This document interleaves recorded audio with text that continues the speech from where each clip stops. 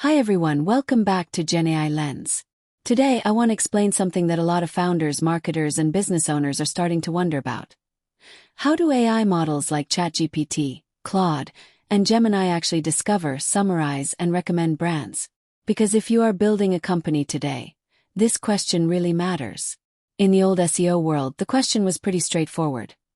Can Google crawl my website? Can Google index my pages? Can I rank for important keywords? And can users click my link? But now, people are asking AI systems questions directly. They ask things like, what are the best AI customer support tools? What are the best legal AI platforms? What are the best alternatives to HubSpot? Or, what tools should I use to monitor an LLM application? And the AI gives them a direct answer. Sometimes it lists brands, sometimes it compares them, sometimes it recommends one option for a specific use case, and sometimes your company is completely missing. So today I want to break down the full journey. How does a brand go from being a page on the internet to being included in an AI-generated answer? At a high level, there are 5 steps. First, the AI system needs access to information about your brand. Second, it needs to understand what your brand is and what category you belong to. Third, when a user asks a question, the system needs to retrieve or recall relevant information. Fourth, it needs to summarize and compare options. And fifth, it needs to decide which brands are worth recommending. That is the basic pipeline: discovery, understanding, retrieval, summarization, and recommendation. Now, each AI system works differently. ChatGPT, Claude, Gemini, Perplexity, and Google AI Overviews do not all use the same exact process. Some responses are based mostly on the model's trained knowledge. Some responses use live web search. Some responses use citations. Some responses may use Google search grounding or other retrieval systems. So the exact system depends on the model and the product experience. But from a brand visibility perspective, the practical question is the same. Can the AI system find enough clear, trustworthy, and relevant information about your brand to include you in the answer? Let's start with the first step: discovery. Discovery means the AI ecosystem needs to find information about your brand somewhere. That could be your website, your documentation, your blog, your pricing page, your comparison pages, your customer stories, your GitHub page, your YouTube channel, your LinkedIn posts, review sites, news articles, podcasts, Reddit discussions, industry directories, partner pages, and any other public source that talks about your company. For traditional search engines, discovery often starts with crawling. A crawler visits pages, follows links, and stores information in a search index. For AI systems, it is more complicated. A base model may know about information that appeared in its training data. A search-enabled model may retrieve fresh web pages at answer time. A RAG-based system may use specific databases or search results. And Google AI Overviews may rely on search systems and selected sources from the web. So when we say the model discovers your brand, we are really talking about 2 different things. One is long-term knowledge. Has the model seen enough information about your brand during training, indexing, or data processing? The other is real-time retrieval. When someone asks a question today, does the AI system find your brand through search or another retrieval layer? This distinction is very important. For large, established brands, the model may already have a strong memory-like association. For example, if you ask about project management tools, the model may naturally mention Asana, Trello, Monday.com, or ClickUp, because those brands have been widely discussed across the web. But if you are a newer startup, the model may not know you well from training data. So your best chance may come from real-time search, fresh content, clear positioning, and third-party mentions. That leads to the first high-level tip. If you want better AI exposure, make your brand easy to discover. That sounds obvious, but many startups fail here. Their homepage is vague, their title tags are unclear, their product category is not obvious, their documentation is hidden, their blog posts are thin, their product pages do not clearly say who the tool is for, and there are very few external sources mentioning them. If an AI system cannot find clear information about your brand, it is unlikely to recommend you. So step 1 is basic but powerful. Make sure your website is crawlable. Make sure your important pages are public. Make sure your homepage says exactly what you do. Make sure your product category is obvious. Make sure you have pages for your key use cases. And make sure other sites on the internet mention your brand in the right context. Now, the second step is indexing and entity understanding. This is where many people get confused.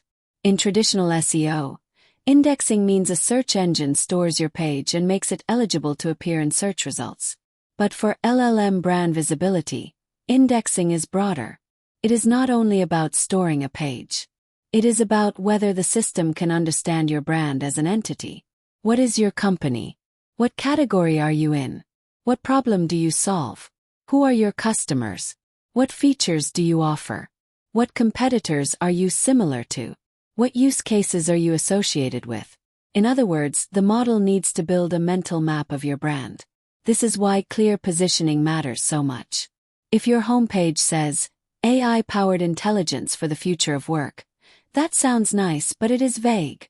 The model may not know whether you are a CRM tool, a support tool, a research tool, a workflow automation tool, or an analytics platform. But if your homepage says, AI customer support automation for Shopify stores, that is much easier to understand. Now the model can connect your brand to AI customer support, e-commerce, Shopify, support automation, customer service, and help desk workflows. So the second high-level tip is, do not just optimize for keywords. Optimize for clear entity understanding. You want AI systems to understand the sentence. Your brand is a category for a specific customer type that helps with a specific problem. If you cannot write that sentence clearly, the model probably cannot infer it clearly either. Here is a simple format.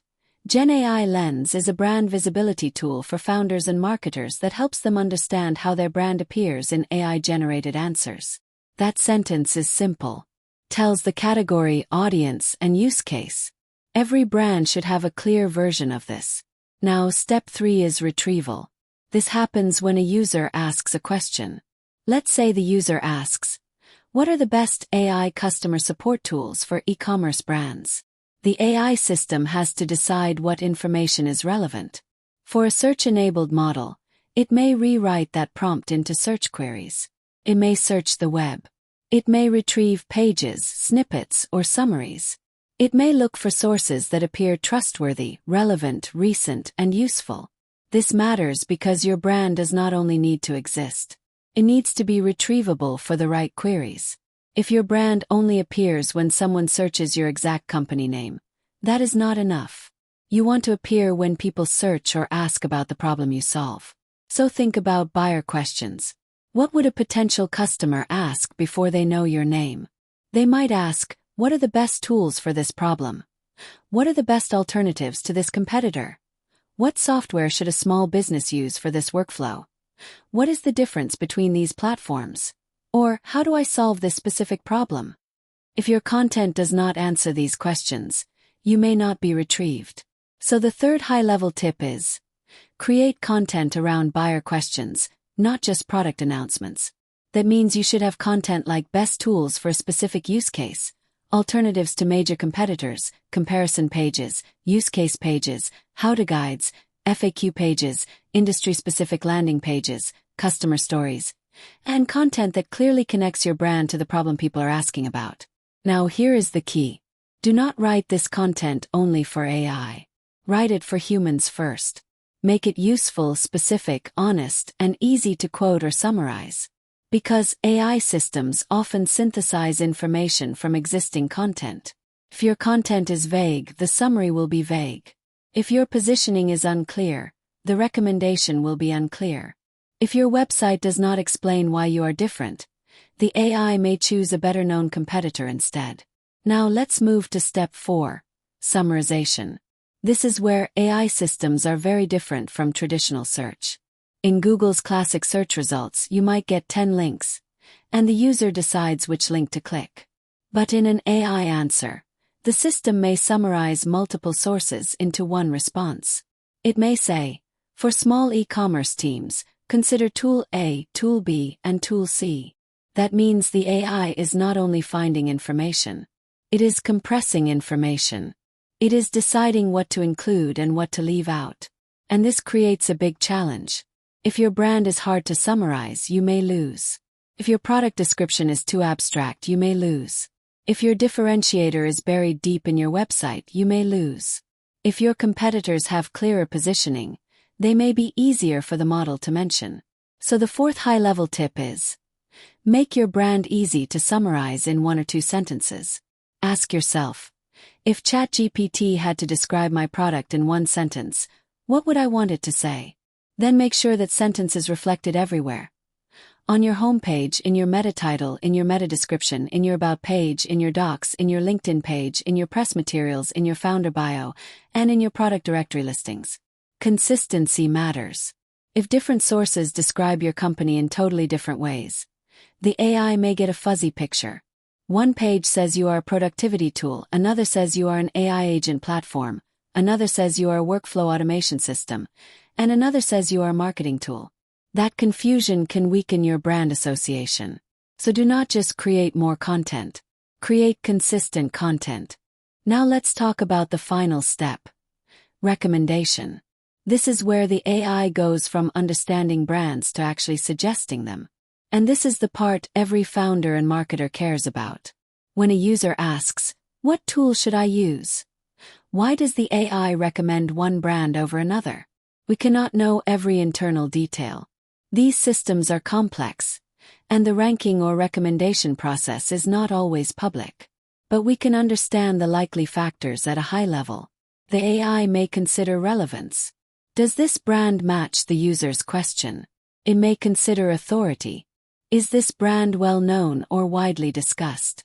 It may consider specificity. Does this brand serve the exact use case? It may consider freshness. Is the information current? May consider trust. Are there credible sources supporting the brand? May consider clarity. Is the brand easy to explain? And it may consider comparison context. Is this brand commonly mentioned alongside other leading options? This is why big brands often show up more. They have more pages, more reviews, more comparison articles, more mentions, more backlinks, more press, more community discussions, and more public documentation. For startups, that can feel unfair. But it also gives you a roadmap. If you want to be recommended, you need to make your brand more relevant, more understandable, and more credible in the public information ecosystem. Now let's be practical. At the recommendation stage, there are a few things you can do. First, build use case authority. Do not only say what your product is. Show where it is the best fit. For example, best for small law firms, best for Shopify stores, best for AI agent debugging, best for sales teams doing outbound, best for healthcare billing teams, or best for technical founders. This helps the AI recommend you in specific situations. You may not be the best generic tool in the whole market, but you might be a very good tool for a specific audience. That is where startups can win.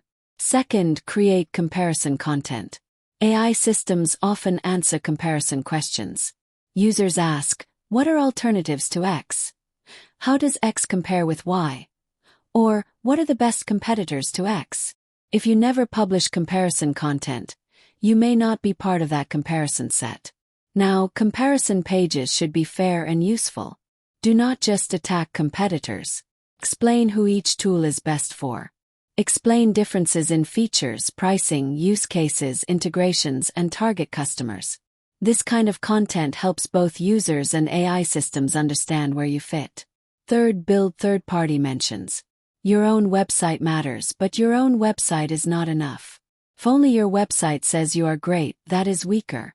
You want mentions from other credible places such as industry blogs, review sites, podcasts, YouTube videos, newsletters, GitHub repositories, Reddit discussions, product directories, partner pages, customer case studies, and founder interviews. This is especially important because AI systems may look beyond your website when forming an answer. So brands should not rely on only one page or one ranking. You need a broader set of clear signals across the web. Fourth, keep information fresh. This matters especially for fast-changing categories like AI tools. If your product changed, your pricing changed, your features changed, or your positioning changed, update your website and public profiles. AI systems can sometimes use stale information. So if AI systems describe your brand incorrectly, do not assume the model is the only problem. Check whether the public web has outdated descriptions of your company. Maybe an old directory still says you do one thing. Maybe your LinkedIn page says something different from your homepage. Maybe an old blog post ranks highly but no longer reflects your product. Freshness and consistency matter. Fifth, structure your content clearly. Use simple headings, FAQ sections, comparison tables, clear product descriptions, schema markup where appropriate, and customer-specific landing pages. Make it easy for machine and human to answer. What is this company? Who is it for? What problem does it solve? What category does it belong to? What makes it different? What are common alternatives? And what evidence supports it? Now, one thing I want to be very clear about. There is no magic trick that guarantees ChatGPT, Claude, or Gemini will recommend your brand. Anyone who says they can guarantee that is probably overselling. This is not like buying an ad placement. It is more like building a strong reputation and clear positioning across the web. You are improving your probability of being discovered, understood, summarized, and recommended. That is the realistic way to think about it. Now let's bring the whole pipeline together with an example. Imagine you run a company called Legal Flow AI. It helps small law firms review contracts faster. The first step is discovery. Can AI systems find Legal Flow AI? You need a crawlable website, clear pages, public documentation, maybe a blog, maybe product directory listings, maybe founder posts, and maybe case studies. The second step is indexing and entity understanding. Does the model understand Legal Flow AI as a legal AI contract review tool for small law firms? If your homepage only says, AI-powered legal productivity, that may be too vague. But if it says, AI contract review software for small law firms, that is much clearer. The third step is retrieval. When someone asks, what are the best AI tools for contract review? Or, what legal AI assistant should a small law firm use? Does your content match those queries? If not, you need use case pages, comparison pages, and educational content around those questions. The fourth step is summarization. Can the AI easily describe you? Ideally, it should be able to say, Legal Flow AI helps small law firms review contracts faster with AI-assisted clause analysis, risk summaries, and workflow automation.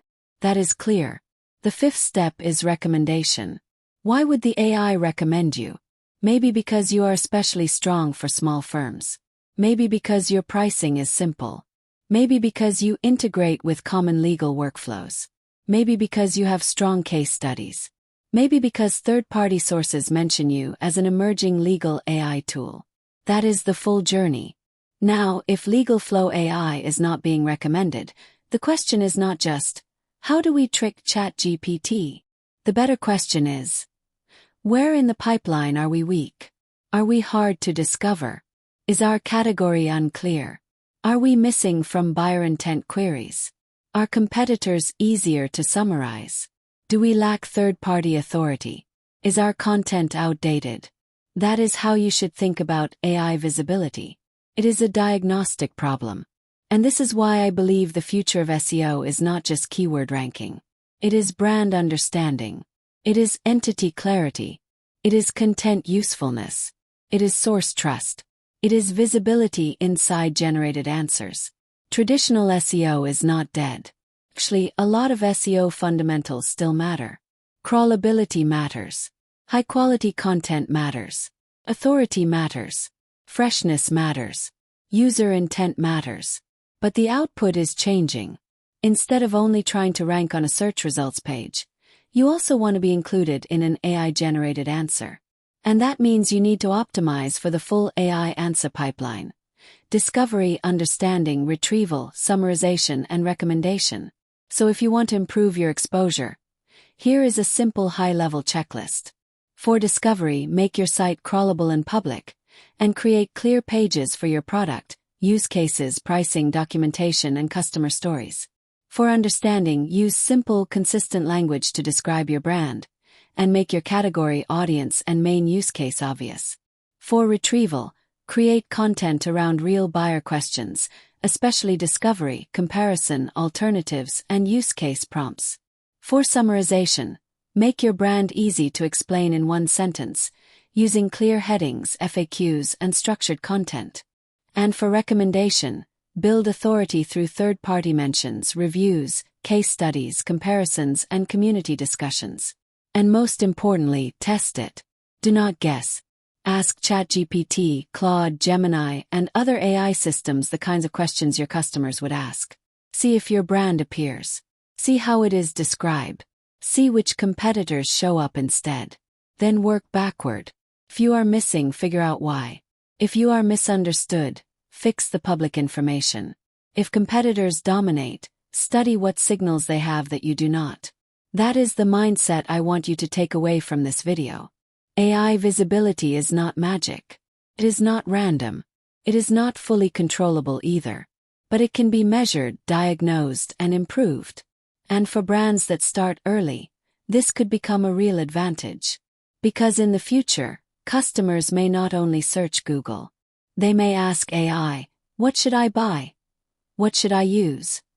Or which company should I trust? And if your brand is not in that answer, you may not even get considered.